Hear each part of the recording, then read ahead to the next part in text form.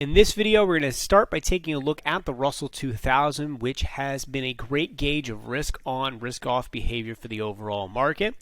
Next, we're going to take a look at the US dollar. The US dollar, as we know, is important for the way in which commodities are priced. And we're going to take a look at three specific commodities in today's video. We're going to take a look at copper, which is at a key level. We're going to take a look at platinum, which is starting to have some life back into it. And we are also going to take a look at the key level that we are watching in gold. Now, I've got a 7-year chart of the Russell 2000 up on the screen. I'm going to zoom in a little bit just so we can see the last couple of years of price action.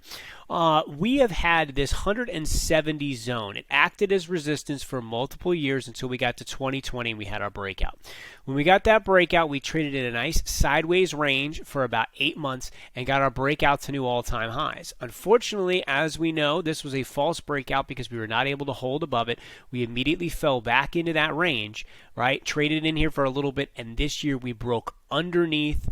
So this previous zone of support has now acted as resistance, and we pushed all the way back down to that 170 price zone where we held. This was the major test that we talked about 2 weeks ago. The Russell did exactly what it needed to do. It held this zone and bounced back up. Now where it's trading today, right at this major 190 zone. When we fell down from that breakdown from last year, we fell right to that 190, and that is where we made a couple of bounces before ultimately failing.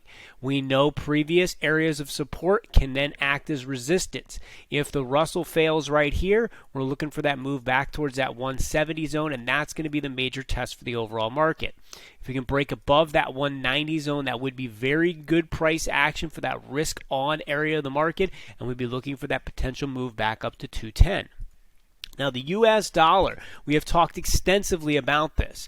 Now, I've got a couple-year chart up on the screen, and the major level that we have been watching is this 103 to 104 level, which happened back in 2016 as resistance, and it also happened to be that resistance zone in 2020. Well, we had once again that major breakout to all-time highs, just like we had on the Russell, and an immediate move back underneath. This is looking like a false breakout in the US dollar. And if we zoom in and take a look at where we're trading at right now, we are now testing what was resistance before, became support, broke underneath, and is now acting as resistance. This 103 zone is major importance for the US dollar chart. If we stay below that, this does give credence to the idea that this was a false breakout and we could continue to see weaker prices on the US dollar. If the bulls are able to recapture that 103 and more importantly get over that 104 zone, that would change that. Now, when we take a look in at copper, copper had been an extremely strong move here from 2020 all the way up. And what has happened from that point in time is we have really traded in a range between $4 and about $5. And you can see that very clearly here over the last year and a half.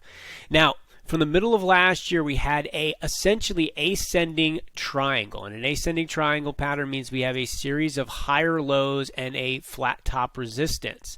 We broke below that in April, so this ended up being a failed pattern, moved all the way back down to that major $4 support level and have rallied back up. Now, if you can clearly see right here the importance of this zone, 450, a ton of price action here over the last year. That is the zone in which we tried to get back above on this initial sell-off, and that's where we're trading at right now.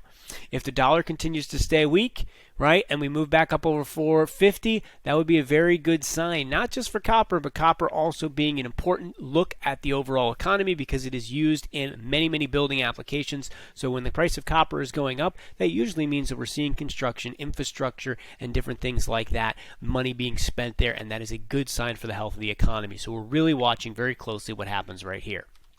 Now, platinum has been one of the precious metals that has not performed well. If we back this up and we look at this chart, we're nowhere near where we were in 2008. Even the push that we had in 2020 right here did not follow through at all, and it fell all the way back down into this major zone that we have acted as support here in 2016, 17, 18, basically the last 7 or 8 years, this area.